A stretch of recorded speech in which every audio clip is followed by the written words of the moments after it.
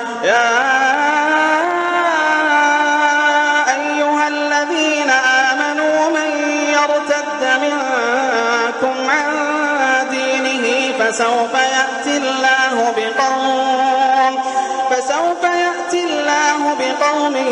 يحبهم ويحبونه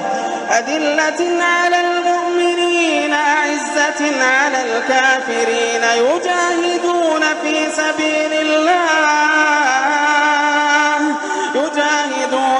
سبيل الله ولا يخافون لومة لائم ذلك فضل الله يؤتيه من يشاء